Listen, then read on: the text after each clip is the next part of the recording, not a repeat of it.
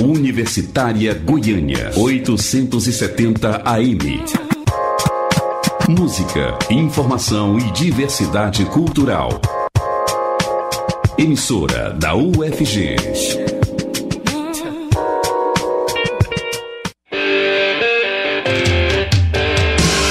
Começa agora o Estação Esportiva. As notícias do mundo do esporte de um jeito que você nunca ouviu.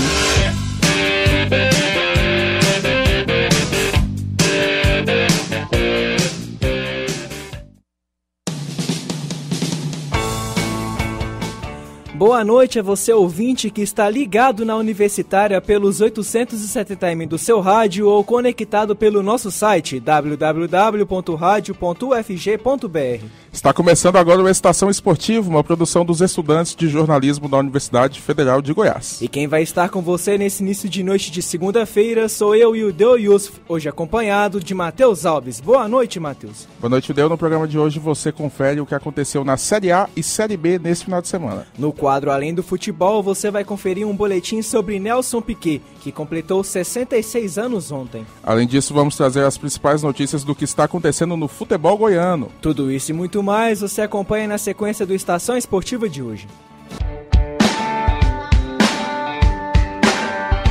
Futebol goiano.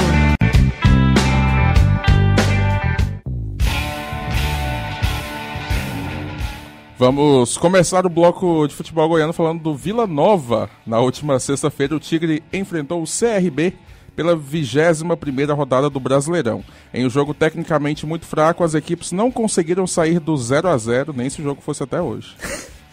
Pois é, Matheus. No primeiro tempo, a única jogada que chamou a atenção aconteceu aos 9 minutos. Elias cortou 2 zagueiros e dentro da área chutou o cruzado. Matheus Pacinato mandou para escanteio. Com muitos erros de passe sem criatividade no meio de campo, a rede passou longe de balançar. No intervalo, Emerson Maria fez 2 alterações no ataque colorado. Alex Henrique entrou na vaga de Ramon e no lugar de Reis, Léo Itaperuna fez a sua estreia pelo Tigrão. No entanto, as alterações não surtiram efeito. O único lance perigoso saiu dos pés de Maguinho, mas o goleiro João Carlos não deixou a bola passar. Pelo time alagoano, as chances foram ainda mais raras. O Galo da Pajuçara arriscou 2 vezes em chutes de Neto Baiano, que passaram bem longe da meta colorada. Ao final da partida, tudo igual no marcador e muitas vaias no Serra Dourada. O técnico Emerson Maria comentou a atuação do time e a cobrança da torcida. Vamos ouvi-lo. Não tivemos um dia tecnicamente feliz, as alterações que nós fizemos não surtiram o efeito desejado e não adianta arrumar muita desculpa não. Não vou estar aqui pedindo paciência para o nosso torcedor não vou estar pedindo paciência. Quero agradecer o torcedor que compareceu, incentivou, fez o papel dele, né? E no final ele se manifestou de uma maneira que eu acho que ele deveria se posicionar. Mas não concordo, às vezes, com algumas cobranças em relação a pejorativa, né? No sentido pejorativo, eu não concordo, porque, volto a dizer, o Vila Nova tem um grupo de homens, tem um grupo de jogadores que estão trabalhando. Se tem, de repente, algum grande responsável, sou eu que escalo os jogadores. Quando eles entram, eles tentam fazer aquilo que eu peço, mas só que, infelizmente, tem dias que, como hoje, a gente não consegue render tecnicamente bem e isso influencia na questão tática e também no resultado final do jogo. Com o resultado, o Vila Nova estacionou na 8ª posição com 31 pontos, ou seja, a 2 tentos do Goiás, que fecha o G4 da competição. Vale lembrar que as equipes vão se enfrentar no próximo final de semana.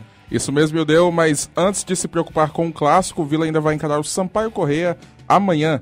A peleja está marcada para as 9h30 da noite no Castelão, em São Luís. A equipe colorada já está em São Luís do Maranhão. O time viajou para o Nordeste na manhã de hoje e muitos torcedores compareceram ao aeroporto e protestaram contra a má fase do Tigrão na Série B. Os mais criticados foram o técnico Emerson Maria e o diretor de futebol Felipe Albuquerque. Vale lembrar que para o duelo contra o Sampaio, o meia Alain Mineiro deve voltar à equipe titular depois de cumprir suspensão na última partida. Sendo assim, Elias retorna ao banco de reservas. Além disso, a tendência é que Emerson Maria faça mais alterações no ataque vilanovense, já que Reis e Ramon não agradaram e foram substituídos no intervalo do empate sem gols contra o CRB. Vamos falar agora de equipe que vive bom momento. O Goiás, o Verdão ocupa o G4 pela primeira vez nessa temporada do Brasileirão, após virada contra o Figueirense na última sexta. É isso mesmo, Matheus. O duelo, que fez parte da 21ª rodada do Campeonato Brasileiro da Série B, foi regado de emoções. O jogo fora de casa garantiu aos goianos a vitória de 2-1 sobre a equipe catarinense. Logo aos 4 minutos do primeiro tempo, Matheus Salles abriu o placar pela equipe alvinegra. O lance foi cheio de polêmicas. O lateral direito recebeu na área, driblou o goleiro Marcos e lançou para o gol. Após o lance, a bola tocou em uma das traves e entrou antes do lateral Alex Silva conseguir defender. A torcida catarinense já comemorava, enquanto o árbitro Jailson Marcelo Freitas demorava para confirmar o gol. Foram muitas as alegações esmeraldinas de que a bola não tinha entrado totalmente, mas logo após, Jailson confirmou o gol do Figueirense. Tanto a torcida da casa quanto os jogadores do Figueira comemoraram o lance. E a última jogada do primeiro tempo garantiu o empate do Verdão. O atacante Felipe Garcia chutou e marcou. O impedimento foi sinalizado pelo assistente, mas após bastante discussão, o gol foi confirmado pelo juiz. Na volta do segundo tempo, o Verdão retornou com força total, mais ligado e pressionando o Figueirense. Após cobrança de escanteio, o zagueiro David Duarte marcou o segundo e último gol do Goiás na partida. David Duarte fez de cabeça e o goleiro Denis ficou sem chance de defesa. Com isso, a equipe alvinegra foi para cima. O técnico Milton Cruz até tentou reverter o placar promovendo mudanças, mas a vitória ficou mesmo com o Verdão. Com a vitória da última sexta, o Verdão chega aos 33 pontos e ocupa a 4ª colocação na tabela da segundona. Já o Figueirense caiu 3 posições e com 30 pontos amarga o 9º lugar.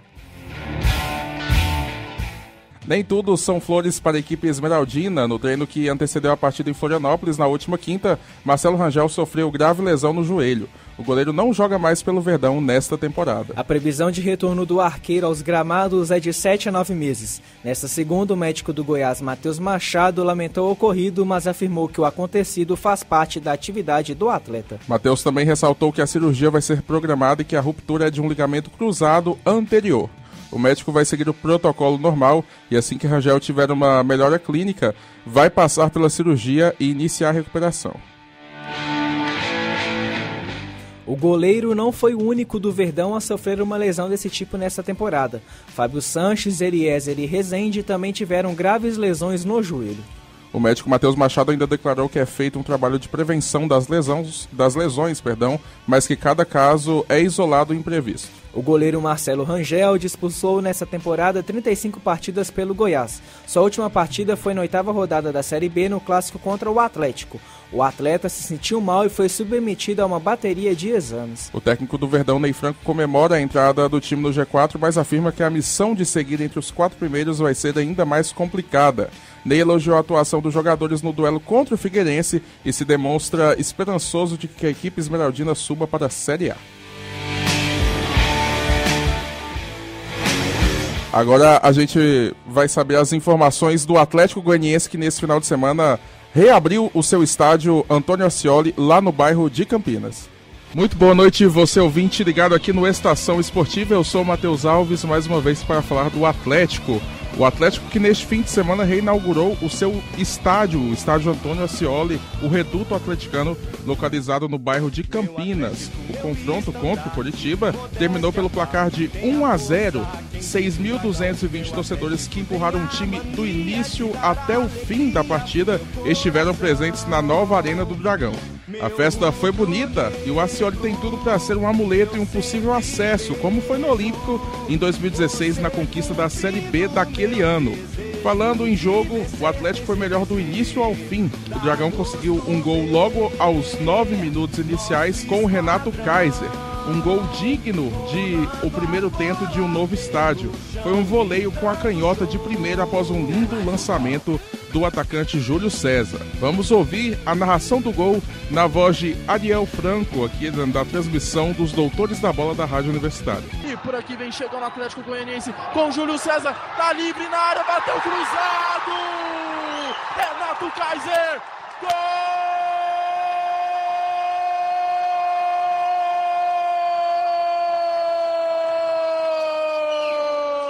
Renato Kaiser é o nome da fera! Renato Kaiser vai para os braços do povo, que o povo te adora, menino. Marca um gol histórico do Renato Kaiser, camisa número 7 do Dragão. Recebeu livre na área, na segunda trave, se lançou para a bola de perna esquerda, bateu cruzado no cantinho esquerdo do Wilson, que até foi na bola, mas não conseguiu segurar.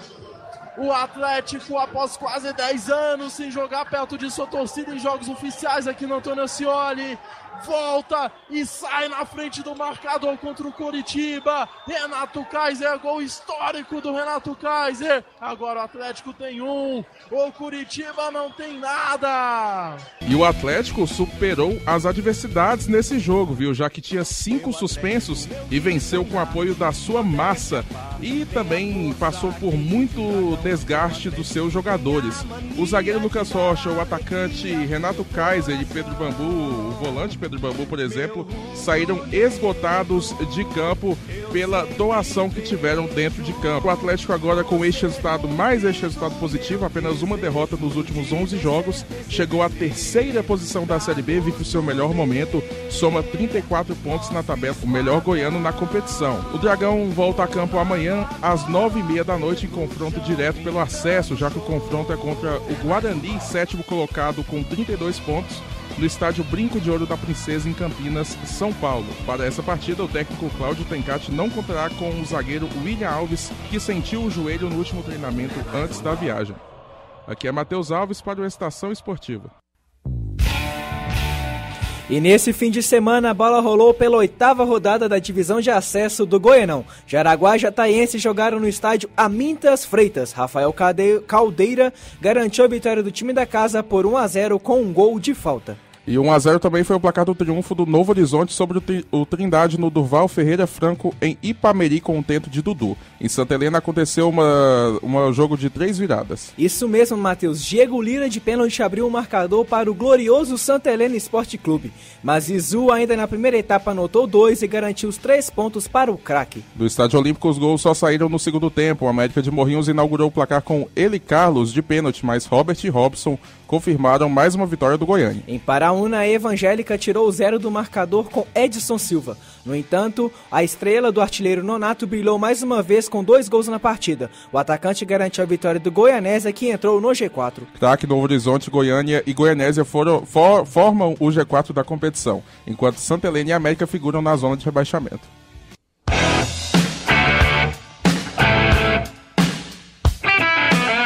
Brasileirão.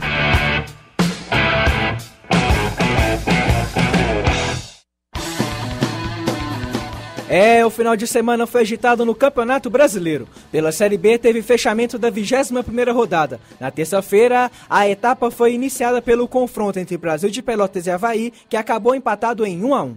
E a Ponte Preta ganhou do Criciúma por 3-1. Já na sexta-feira, o Londrina recebeu o Paysandu no Estádio do Café. E a equipe do Paraná venceu os visitantes pelo placar de 2-1. O início da partida não foi tão interessante. Os times tiveram dificuldade na criação, mas a equipe londrina conseguiu resolver o jogo com 2 jogadores. Os atacantes Dagoberto e Thiago Ribeiro deixaram a experiência se sobressair e definiram o placar do duelo. Apesar do revés, o Papão conseguiu responder à altura. No finalzinho do primeiro tempo, o volante Renato Augusto marcou o único gol do Paysandu. Já na segunda etapa, o Tubarão foi quem ditou o ritmo do confronto. Depois do gol de Dagoberto, a partida esfriou. Fim de jogo, 2-1 para o Londrina. Os outros jogos da noite tiveram times goianos na disputa pelos 3 pontos. A bola rolou primeiro no Serra Dourada para Vila Nova e CRB. E como já falamos anteriormente, a partida terminou empatada sem gols. O outro foi do Goiás. O time foi até o Orlando Scarpelli para enfrentar o Figueirense e conseguiu sair de lá com a vitória. O placar final foi de 2-1 para o Verdão. Os gols da vitória esmeraldina foram de Felipe Garcia e David Duarte. Matheus Salles foi quem marcou para o Figueira. Na tarde de sábado teve confronto entre Oeste e Juventude na Arena Barueri. Nenhuma das equipes conseguiu marcar e o placar não saiu do 0, mas ao contrário do que o marcador indica, a partida foi bastante movimentada. O time de Caxias apostou nas jogadas de velocidade pelas beiradas do campo, mas não conseguiram concluir com precisão. As finalizações foram mal batidas e terminaram para fora ou nas mãos do goleiro. Pelo lado do Oeste não foi muito diferente. Apesar da maior posse de bola no segundo tempo, foram poucas as oportunidades que ofereceram perigo real. Além disso, o goleiro Matheus Matheus Caviccioli estava muito bem na partida e parou as jogadas do adversário. E o Estádio Castelão recebeu o duelo entre os dois extremos da tabela. O Fortaleza enfrentou o Boa Esporte em uma partida que parecia trazer muitas surpresas. Exatamente, Matheus. Apesar da diferença de 19 posições de uma equipe para outra, o confronto começou equilibrado. O time de Varginha cumpriu o regulamento apostando na marcação e puxando contra-ataque. Já a estratégia do Leão do Pici foi baseada na bola aérea. Isso o deu, mas foi só no segundo tempo que as equipes conseguiram tirar o 0 do marcador. E foi o lanterna do campeonato que saiu na frente com o gol de Alisson, mas não demorou muito para o líder conseguir o empate com o atacante Gustavo. E o jogador foi fundamental para a virada do tricolor cearense. Aos 25 minutos da etapa complementar, Rafael Jensen fez uma falta no atacante dentro da área. E a penalidade máxima foi assinalada para a sorte de Bruno Melo, que converteu o gol e deu números finais à partida. Fortaleza 2, Boa Esporte 1. Ao mesmo tempo, o Atlético enfrentou o Curitiba no estádio Antônio Ascioli e a reestreia do Castelo do Dragão foi com vitória. O rubro-negro venceu o Coxa por 1-0 com gol de Renato Kaiser. Também teve duelo em outro Castelão, dessa vez em São Luís, capital maranhense. O Guarani foi visitar o Sampaio Correia e saiu de lá com triunfo de 2-0 no time da casa. Mesmo jogando fora de casa, o Bugre não se intimidou e partiu para cima do Tubarão. O domínio da partida foi todo dos visitantes, que tiveram a maior posse de bola, arriscando mais jogadas ofensivas. O primeiro gol saiu logo aos 15 minutos na primeira metade com Matheus Oliveira. Na jogada, o meio-campista estava livre de marcação e conseguiu concluir com sucesso o cruzamento de Jefferson Nem. No segundo tempo, o Sampaio ainda jogou com um homem a menos. O volante William Oliveira recebeu o segundo cartão amarelo e foi expulso. E o time de Campinas aproveitou para cadenciar a partida até que o segundo gol saiu aos 38 minutos dos pés de Bruno Xavier. Guarani 2, Sampaio Corrêa 0. E o duelo que definiu o fim de rodada foi no estádio Rei Pelé, em Maceió. O CSA recebeu o São Bento e venceu a equipe sorocabana por 1-0. A partida não foi fácil para nenhuma das equipes. Apesar da superioridade na posse de bola, o time alagoano não conseguiu furar a zaga adversária. Mas no final do primeiro tempo, o clube paulista recuou os jogadores e viu o adversário chegar com mais perigo. E o CSA precisou contar com um volante para garantir os 3 pontos. O jogador Pio entrou depois da metade da etapa final para incendiar a partida. Primeiro ameaçou o gol de Rodrigo Viana com um chute no travessão. Aos 40 minutos, numa cobrança de escanteio, deixou fácil para Leandro Souza fazer de cabeça. Com um gol no finalzinho, os alagoanos conseguiram a vitória por 1-0 em cima do São Bento. Com o fechamento desta rodada, a tabela da Série B fica assim. O Fortaleza segue líder invicto do campeonato com 43 pontos. O vice é o CSA com 37. Quem está em terceiro com 34, seguido por outro time da capital, o Goiás, com 33. O Vila Nova, com empate, soma agora 31 pontos e ocupa a 8ª posição. E na parte de baixo da tabela, o Brasil de Pelotas abre a zona de rebaixamento com 23 tentos. Em 18º está o CRB com 22. Em 19º é o Sampaio Corrêa com 17, que é a mesma pontuação do Boa Esporte lanterna. Vamos falar da elite do futebol brasileiro. Como de costume, a rodada vai terminar nesta segunda-feira. O jogo vai ser entre Vasco e Ceará no estádio São Januário. A 19ª rodada começou no sábado com um confronto na Vila Belmiro. O Santos venceu o Sport por 3-0 com gols de Rodrigo, Eduardo Sacha e Vitor Ferraz. O Peixe balançou as redes logo no início da partida e o time pernambucano tentou partir para cima, o que serviu para deixar o duelo mais agitado. Mas quem dominou a partida foi a equipe de Santos, que contou com um sal grosso espalhado pela torcida antes do jogo. Na noite de sábado ainda, o Corinthians recebeu em casa o Grêmio e o tricolor gaúcho chamou a atenção por não repetir os recursos em campo.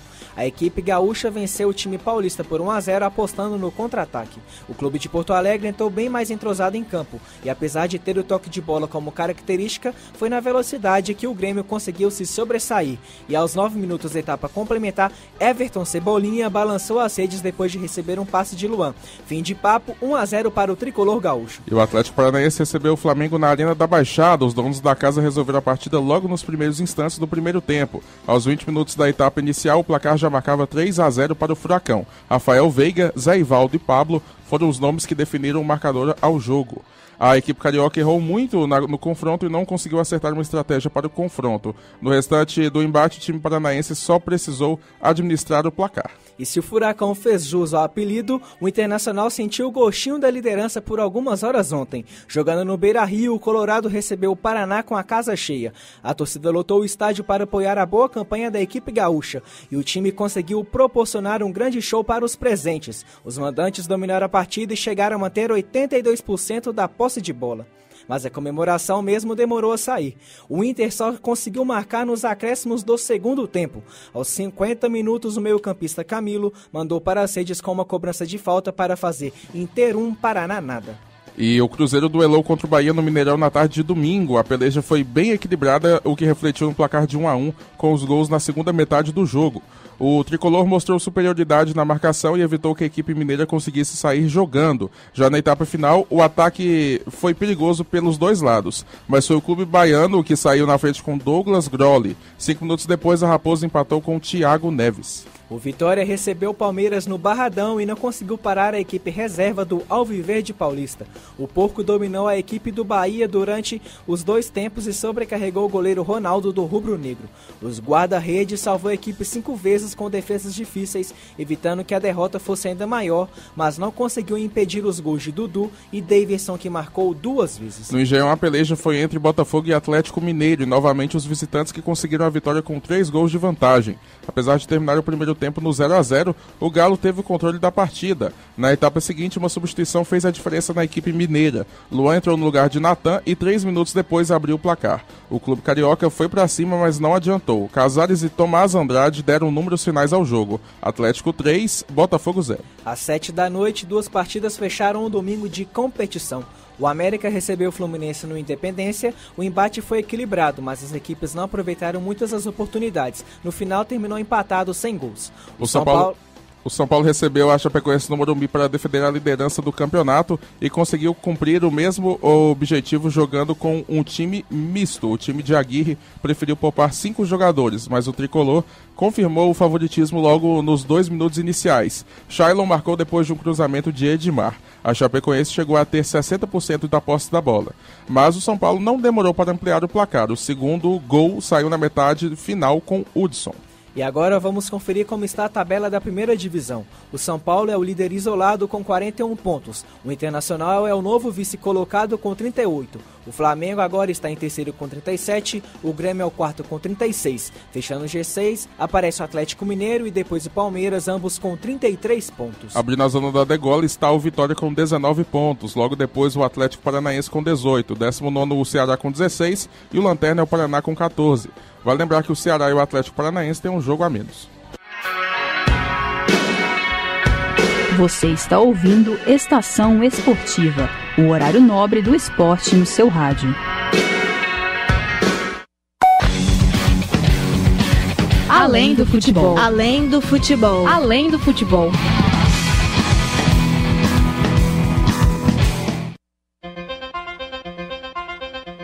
Na última sexta-feira, o ex-piloto e tricampeão mundial da Fórmula 1, Nelson Piquet, completou 66 anos. A Daniela Versiani fez um boletim sobre a vida do ex-automobilista. Confere aí.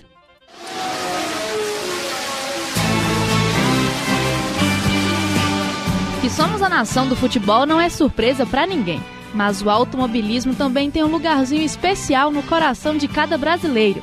Não é sempre que alguém de nosso país consegue se destacar nessa modalidade. Na Fórmula 1, tem alguns que fizeram história. Além do emblemático e insubstituível Ayrton Senna, há também Nelson Piquet, que é nada mais nada menos que tricampeão do mundo, indo contra a vontade dos pais que não aceitavam a carreira do filho no automobilismo. Mas vamos ao início. Nelson é filho de pernambucanos, nasceu no Rio de Janeiro, mas foi criado em Brasília. Seu pai, o ex-ministro da Saúde, Estácio Gonçalves Souto, queria que o filho seguisse a carreira de tenista.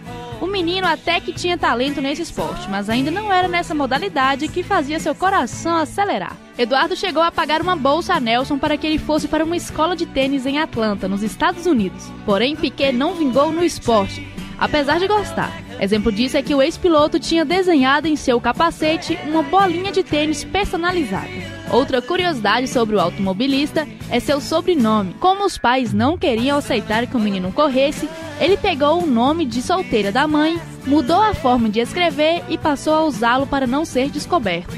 Piquet, que é escrito com QU, passou a ser usado com K. O menino estava decidido a seguir nessa carreira, literalmente, e aos 14 anos de idade começou a competir no kart. Nessa categoria, foi campeão em 71 e 72. Depois tentou novos ares e chegou a participar de provas no Campeonato Europeu de Fórmula 3. Nesse nível, um pouco mais avançado, Piquet terminou em terceiro lugar. Ainda na Fórmula 3, agora a inglesa, Nelson se sagrou campeão e de quebra ainda quebrou o recorde de maior número de vitórias numa temporada, ultrapassando o britânico Jack Stewart, isso em 1978. No mesmo ano, vendo a evolução de Piquet, a equipe BS Fabrications da Fórmula 1 ofereceu um teste. A estreia do piloto na Fórmula 1 foi no GP da Alemanha. A primeira vitória aconteceu em 1980, no Grande Prêmio do Oeste dos Estados Unidos. Depois, o brasileiro venceu mais 2 corridas na temporada e chegou a disputar o título com o australiano Alan Jones, que competia pela Williams. Mas ainda não era a vez do carioca, que ganharia seu primeiro título mundial no ano seguinte. A disputa foi com o hermano. O argentino Carlos Reutemann perdeu o campeonato para o brasileiro por apenas 1 ponto de diferença. O bicampeonato não demoraria a chegar para Nelson Piquet, que 2 anos após conquistar o mundo, repetiria o feito. Com carros mais modernos na Fórmula 1, o grande momento do piloto foi no Rio de Janeiro. Se ser campeão 2 vezes já era uma conquista espetacular, ser tricampeão era um triunfo gigante. Em 1987, agora competindo pela Williams, Nelson Piquet e sua equipe dominaram o campeonato. Com os grandes desentendimentos com o companheiro Mansell, o brasileiro recebeu a proposta de trabalhar com a equipe Lotus na outra temporada. Mas ainda naquele ano, em Suzuka, no Japão, Nelson se tornou tricampeão mundial de Fórmula 1. Fato histórico para o automobilismo brasileiro e mundial. A última vitória de Piquet na Fórmula 1 foi em 1991, com a equipe Benetton. No mesmo ano, o piloto encerrou sua carreira na categoria, depois seguiu no ramo empresarial. Nelson Piquet é dono de algumas grandes marcas do Brasil. O ex-automobilista chamava atenção por seu jeito polêmico e frases, no entanto, chamativas, digamos assim, e que não eram de grande agrado do público. No dia 17 de agosto, Nelson Piquet, um dos pilotos mais consagrados da história, completou 66 anos. Polêmico ou não, o fato é que ele foi épico e isso ninguém é capaz de tirar, gostando ou não da forma de agir quando não estava nas pistas. Daniela Vessiani para o Estação Esportiva.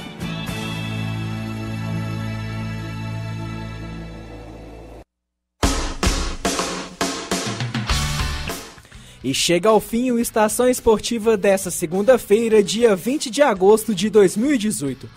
A apresentação foi de Udeu Yusuf e Matheus Alves. Produções e reportagens de Daniela Vessiani, Mariana Siqueira, Thaís Monteiro e Tandara Reis, com monitoria de Daniela Vessiani, Mariana Siqueira e Tandara Reis. Orientação do professor Ricardo Pavan, com direção geral de Márcia Boarati. Trabalhos técnicos de hoje foram de Ana Cláudia Rezende e Murilo Cavalcante. O Estação Esportiva é produzido por estudantes de jornalismo da Universidade Federal de Goiás. Para sugestões e participações, basta ligar para 3521-1936. Uma boa noite a você, ouvinte, e boa noite para você, Matheus. Boa noite, Udeu. Boa noite para você, ouvinte. O Estação Esportiva volta amanhã às 6h30 da noite. Na sequência, você fica com o programa A Voz do Brasil. E fica por aqui o Estação Esportiva. A sua resenha diária sobre todas as competições do esporte.